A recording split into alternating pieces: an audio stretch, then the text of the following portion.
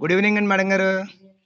ఆ కామేశ్వరి గారు ఏంటి పిల్లలందరూ ఇలా వచ్చారు ఏమిటి అసలు ఈ కథా కమామిషి ఏంటి? మాది ఎంపీపీ స్కూల్ తిరుపతి. ఆ! అక్కడ పిల్లలు నవోదయ కట్టారు. మేడం హుహు. గారు ఈవినింగ్ వస్తామండి. ఒక గంట సేపు నవోదయ చెప్తారా అని అడిగారు. హ్మ్. హ్మ్. సరే ఏదో వీలు చూసుకుని పాపం వాళ్ళు పంపించి అడిగారు కదా! హ్మ్. చెప్పేవాళ్ళు ఎవరున్నారో నాకు తెలీదు. ఎంక్వైరీ చేశాను. ఎక్కడ ఎవరు చెప్పేది కనిపించలేదు. హ్మ్. మేడం గారు ఈ మీకు పిల్లలు ఒకసారి బా చెప్పి చదువుతారండి? చెప్పండి. బా చదువుతారు. అమ్మ నీ పేరేంటి బంగారం? సిరి మహాలక్ష్మి ఆహా! అమ్మ నీ పేరు? జనప్రియ అమ్మ నీ పేరురా? అమ్మ నీ పేరు? మీ స్కూల్లో బా చెప్తారమ్మా? కామేశ్వరి మేడం గారంటే చాలా అందరికి ఎక్కువ ఇష్టం కదా! పద్యాలు అవి చెప్తూ ఉంటారా? ఆ? అలాగే ఇంగ్లీష్ రైమ్స్ కూడా చెప్పిస్తూ ఉంటారు కదా! ఆటలు అవి ఏం ఆడిస్తూ ఉంటారు మామూలుగా? ఆ? ఖోఖో, కబడ్డీ కూడా ఆడతారేమో కదా! కామేశ్వరి మేడం గారు అసలు ఇంకా మీ స్కూల్ గురించి 2 మాటలు చెప్పండి. వెలంపాలెం తిరునంపేట స్కూల్ కదండీ! అవునండి. గట్టిగా చెప్పండి మేడం గారు. అసలు ఏంటి మీ స్కూల్ అది ఎలా ఉంటుంది ఒకసారి 2 మాటలు? ఆ స్కూల్ చాలా బాగుంటుందండి. నాడు నేడు వర్కులు అవి బాగా చేయించారు విజయలక్ష్మి. ప్రభుత్వ పాఠశాలలో పిల్లల్ని చేర్చాలంటారు కదా! దాని ఉద్దేశం చెప్పండి మేడం గారు.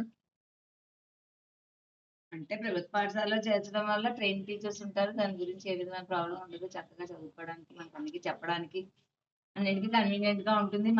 మనం చేసినట్టు కష్టపడి చెప్పినట్టుగా ప్రైవేట్ స్కూల్స్ కంటే మనకే ఎక్కువ చెప్పడానికి ఆస్కారం ఉంటుంది. మనకి ఉన్న సబ్జెక్టు వాళ్ళకి తక్కువ ఉంటుంది.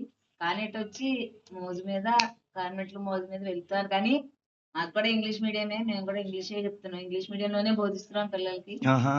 ఎగ్జామ్ మాత్రం ఇది నవోదయ మాత్రం తెలుగు మీడియంలోనే పెట్టామండి ఎగ్జామ్‌కి. ఆహా! ఎందుకనంటే ప్రస్తుతం వీళ్ళకి ఇంకా పూర్తిగా ఇంగ్లీష్ మీడియంలో ఆన్సర్ చేసే కెపాసిటీ పూర్తిగా నవోదయ రాలేదు. సెలెక్ట్ అయితే వీళ్ళకి సీట్ ఎక్కడ వస్తుందండి?